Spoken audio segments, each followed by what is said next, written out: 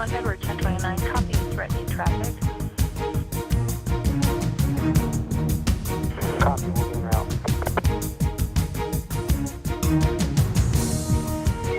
Edward 1029, if you can please respond to 2020 McNeil Street, Lakeview. Copy. If you still have run on, get the ATO information first.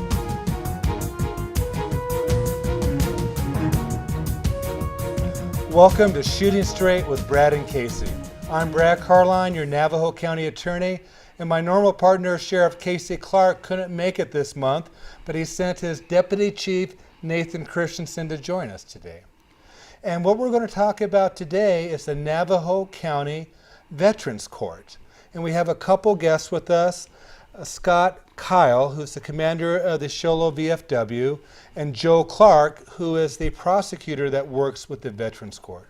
Gentlemen, thank you for joining us. Thank you for having us. Thank you. Scott, you and the VFWs here in Show Low were the ones that kind of really pushed for the Veterans Court. Can you talk about what happened? Terry Hill was probably the lead one on that, and he pushed and finally got it through with the help of many others, and it's really making a difference. Well, let's go back. What was Terry and the VFW, and Terry is a former commander of the local one, what do they want to see in a Veterans Court? What is the purpose from your guys' perspective? Well, would veterans, what they go through with combat or being in the military, some things most likely need to be handled a little different. You know, the average citizen out there, you know, they don't know much about what happens in combat and how it affects people mentally and physically. And by having the Vets Court, and having mentors like myself as well as others to help these vets along, that, you know, it keeps them from being part of the revolving door in the incarceration process.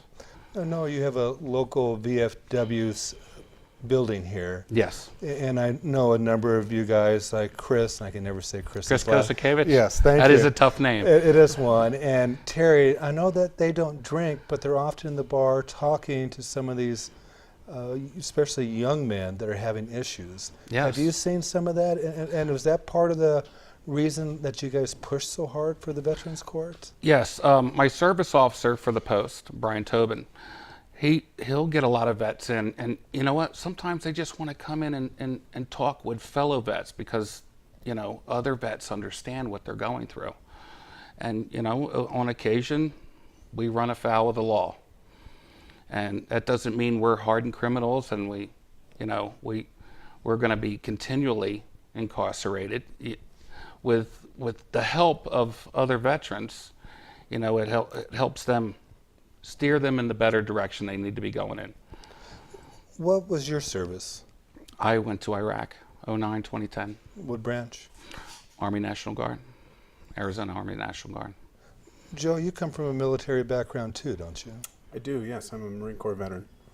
Wow. Have you seen with some of your contemporaries that were in about the same time as you issues that Scott's talked about? Yeah, they all have the same kind of concerns. I have a good friend who was a corpsman with the Navy, obviously serving with the Marine Corps. And even as a corpsman, they're the Navy's version of a medic. He came back with some serious PTSD issues, and he's been dealing with those demons ever since he came back. It happens to everyone who goes over there. Not everyone, and it's actually relatively few who have issues that are significant enough to bring them into our court. Right, because they have to get in the criminal justice system, right. And you see many at the VFW in our communities who are battling the same issues but haven't gone into criminal problems yet. Right. I know you're not medical and clinical, but people with the PTSD, just from your observations, what kind of problems are they manifesting that you see? Well, what I see from the criminal justice side of things, and in court, we see bad reactions to bad situations. So they'll take a situation that may be very negative to begin with, and it just escalates into something very negative. Maybe a gun can be involved or a knife can be involved, into something that most people have the capacity to de-escalate, where they don't, it automatically escalates. And I'm sure most people know what PTSD is, but go ahead and define it. Sure, it's post-traumatic stress disorder. And it's basically your brain changes as a result to being exposed to trauma. That trauma can be a number of different things. It can actually be what you see and hear in combat. It can be dealing with the sights and sounds of perhaps, in the case of my good friend, from being in a battlefield hospital. He may not actually be exposed to combat, but he experienced trauma by bodies, yelling, screaming, blood everywhere. It can come from a number of different ways. Nate, even in law enforcement, don't you guys see PTSD issues at times? Yes, we do. Some of the people that we deal with, we can kind of determine that they might be suffering from an episode based on their reactions and based on some of the things that they might say to us. And if one of your deputies had that, how would the sheriff's department assist them in dealing with that? If we found a deputy who maybe suffered from that, I actually had a deputy kind of exhibit some of that on a scene one time, and I had to calm him down, and I had to put him in contact with people from the VA to get him the help that he needed. So this was somebody who was a deputy that was former military too? Yes, he was former military. And then does the VA on its own offer assistance to PTSD if people ask for it? If they ask for it. The way you said that, elaborate. That's just military individuals. They don't necessarily, they know they have problems, but they don't want to reach out. They don't want to put what's going on with them out to everyone else. Sorry, we're constantly told to sort yourself out. Yes, right? yes. You're told sort yourself out, and we can't do that with these kinds of issues. Some things are just beyond our reach, and if you don't have good people around you to help recognize that and try to steer you in the right direction, hey, you need to go into the VA and get some help, or at least come to a local VFW, American Legion Post, where you can sit down with others like yourself and persuade you that yes, it's the right thing to do. You're not being weak by going and getting help. For those who haven't got help, that are manifesting problems, do they it sounds like they self-internalize it, but does it manifest itself in different ways that you guys have seen? You can become a total hermit. You can get in with the wrong crowd, and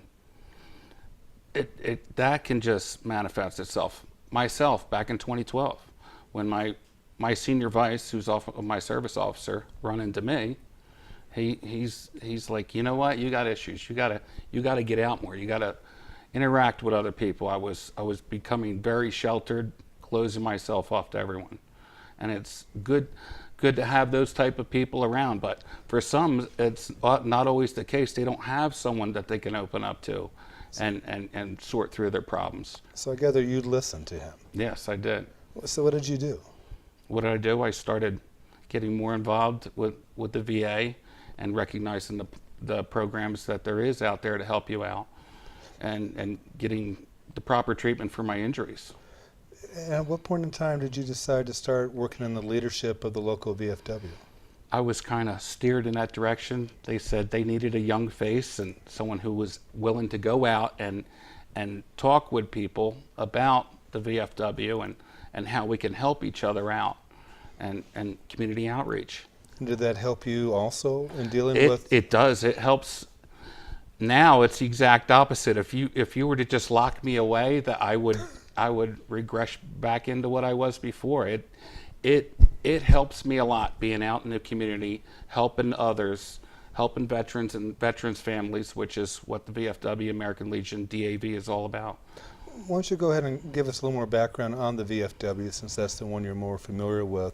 Who's eligible? I know it's veterans of foreign wars. Foreign wars. So do you have to be gone overseas? Have to have gone overseas.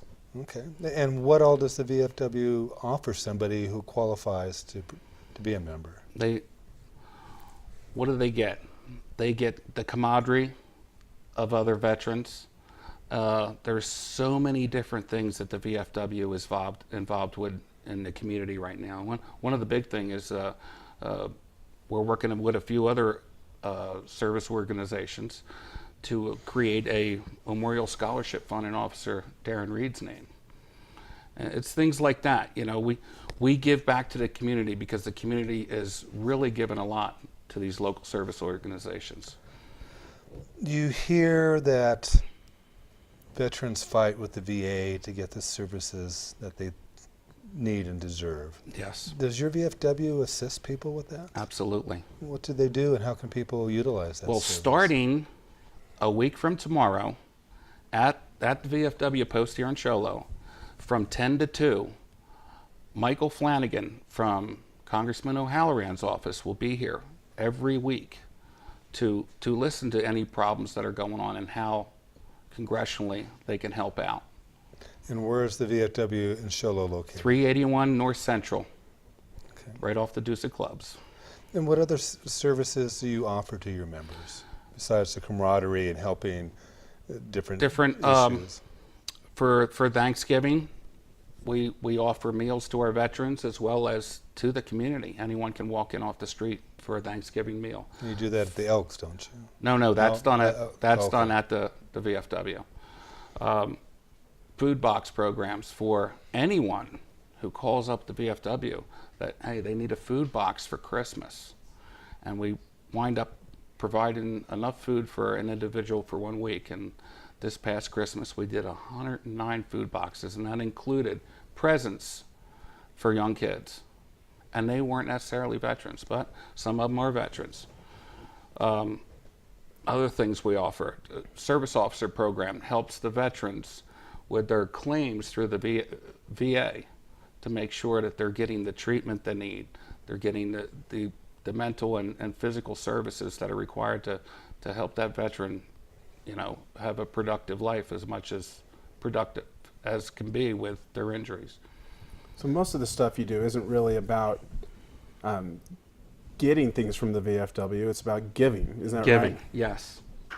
Yes, and throughout the year we have to have fundraisers, you know, to help pay for those things, those services provided. You got your fish fries and Fish those other fries, things. steak fries, other different.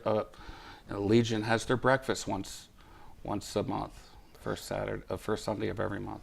Yeah, so you and Terry Hill kept pushing myself and the presiding judge at the time and the court administrator, and you guys never took no for an answer. And I need to give a shout out to Judge Dale Nilsson. I was going to throw that out in a little bit, yes. Yeah, because as soon as he took the bench, he grabbed on to this program. Joe, do you want to talk about first how somebody even gets into the Veterans Court? Well, the first thing that needs to happen is a crime has to be committed, right? And that's the unfortunate part of getting into Veterans Court. Once there's a crime that's committed and investigated, and we have a crime or a case in front of us, a prosecutor is going to review that case.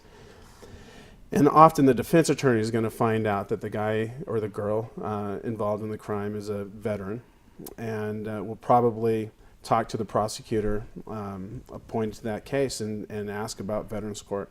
And if it's appropriate, that prosecutor is going to have to make a determination as to whether or not it would be appropriate for that veteran to forego some perhaps higher consequences in order to participate in Veterans Court. And once you do that, they reach an agreement, the prosecutor and the defendant or the veteran, and he's put on probation. And as part of that probation, he has to participate in Veterans Court. And what that means is once a month he comes down and stands before Judge Nilsson and has to give an accounting for his month to the judge. And before that happens, we all sit around as a team with Judge Nilsson, myself, members of the VFW, the probation officer, a social worker from the VA. We all talk about each and every veteran once a month. So they're known to us. We talk about them, we're concerned about them, and we discuss them, and we try to establish whether or not something needs to happen that can help that person become better, a better individual, become better at doing what they're supposed to do for probation if that's necessary. And so then they come in, they give an accounting to Judge Nilsson, and if we've decided that as a team that something needs to happen, Judge Nilsson will tell the individual you have to do this or that, perhaps go to AA meetings, perhaps go to PTSD groups, whatever it is. Anyway, that just happens once a month, and usually if they do well for a year, they can qualify to graduate. And how many graduates you guys have had so far? We've had 2 graduates so far. We have another scheduled to graduate this March. I assume that the participants sign some type of waiver so that the counselors can provide information as to what's going on? That's correct. They do have to sign a waiver of their privacy rights so that we can discuss them.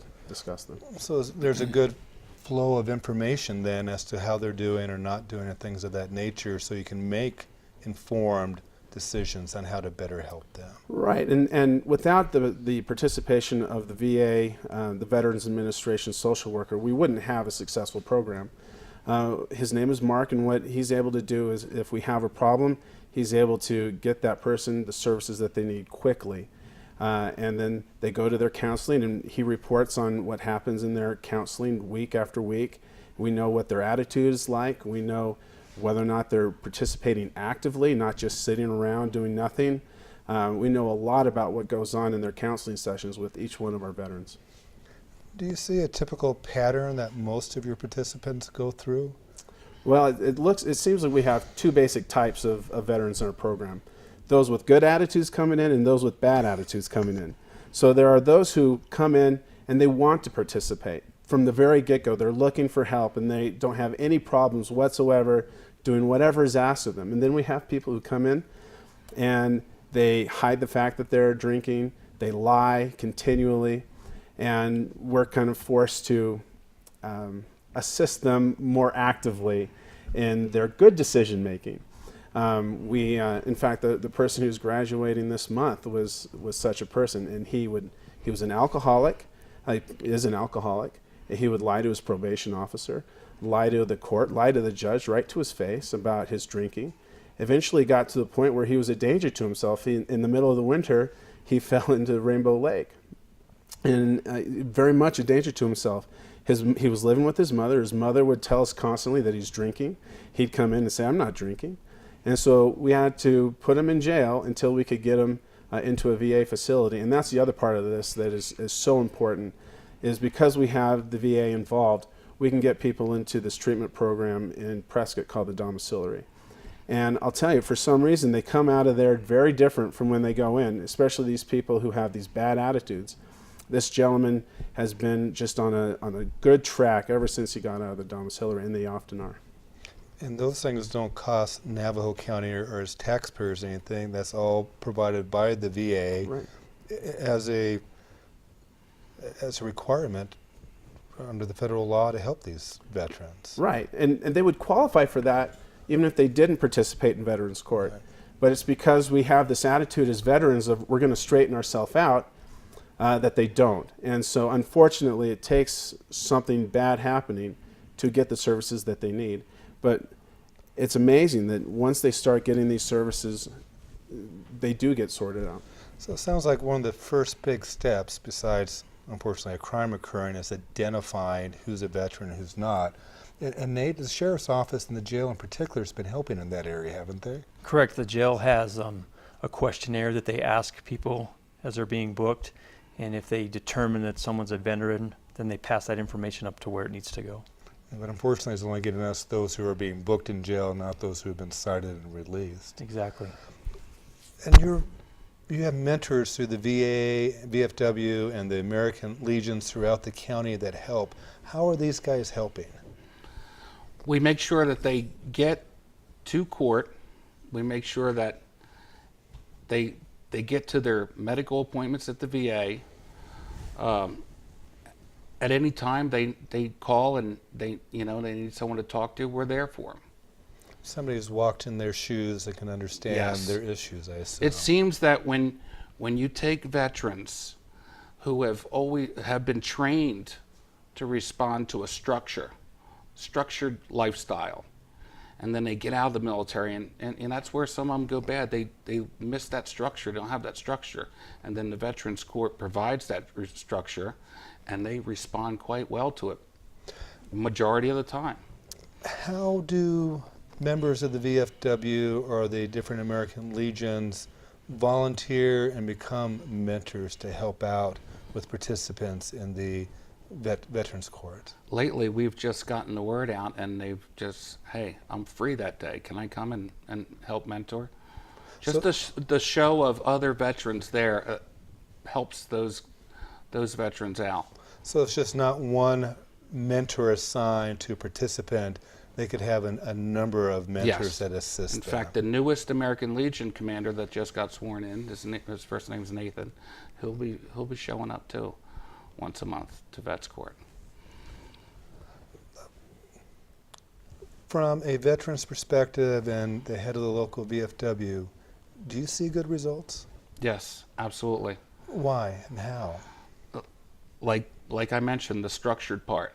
You give them a structure that they can follow, and that means the world to them. It puts them going on the right path. And it's really nice that this month we're going to have our third graduate. And to think a few years ago this couldn't have been possible. Brad, we couldn't do this without the VFW. It would be a worthless program without them, especially for the long-term help of a veteran, right? I mean, they can say the right things and do what they need to do and get off the program if that's really what they want to do. But what the VFW does, and all the mentors, is they just surround the person, right? They can't get away. They can't get away from what is good and what's changing in their lives. Tough love. Yeah, and it's fantastic. I mean, they come together, they leave together. During our staffing before court, the VFW mentors talk about what the participant has been doing for the month. I mean, they know. I mean, you guys know what's going on with our veterans, and we couldn't do it without you. So maybe it's not just the structure, but also the camaraderie. Yes, the that you're camaraderie talking about. is a big help. And we see it because some of them, they'll ride into court with us. So we talk to them ahead of time. We know what's going on, if they're trying to pull the wool over anyone's eyes or they're really trying to clean their lives up. I also need to give a shout out to Senator Jeff Flake from Arizona. He's seen the value of Veterans Court like the ones we have here in Navajo County in Arizona, and he understands that there isn't enough money for the VA to have those coordinators come to the VA court. So he's introducing a bill this month to provide 50 new coordinators across the country and fund it for 10 years so we can get at least a minimum 50 new veterans courts out there. That's fantastic. So if you guys believe in veterans courts, write Senator Flake a letter of endorsement so that he can share it with his colleagues, and hopefully we can get that passed. Another thing we're trying to work on through Senator Flake's office and Congressman O'Halloran is things like mental health. Mental health for the veterans with PTSD, the continuity of care ends at the time of incarceration. We're trying to get it so the Veterans Administration can continue with telemed for mental health. We haven't Because those are the ones that are more apt to be able to deal with those. Right, and they haven't been convicted of anything yet, so they shouldn't lose their rights except for freedom. Yes. At the time, and unless. But even still, after that, to have telemed for PTSD and other mental health issues, that would help out a lot, and it wouldn't come out of the. I'll definitely help you push that with O'Halloran. Yeah, but we're seeing the same thing in our jail with our access patients, aren't we, Nate? We are. And then the other part is they get kicked off as soon as they walk in the doors. And then when they leave, they're no longer enrolled. And then we have this delay process for re-enrollment. And for those with behavioral health issues, they continue to spiral back downward. And Nate gets to see them in the jail again pretty quick. Yeah. And the psychotropic drugs are expensive. So if we can get the VA to pay for that instead of the county, that would be a win-win too. And if it helps them live a productive life, it's a win-win. Have you talked to the two graduates? Yes, we see them from. One of them works at one of our local stores here in town. Very productive member, and they love him. And what have those two said about the program? They're grateful for the program. Have you talked Turn their lives around. Yes. So I bet their family members are grateful too then. Yes, they are. Get their husband or wife, son or daughter back the way they knew them before they left. In fact, our last graduate, his father was at the graduation ceremony. He said some very interesting words about how the court has affected his son and his hope for the future. And so, yeah, the parents, all the family members of these veterans are incredibly grateful for the effect that that we have on their children. Well, thank you for making our Veterans Court run. Thank you for your service and being our guest. We truly appreciate it. Thank you, guys. Thank you. And thank you for joining us this month for Shooting Straight with Brad and Casey.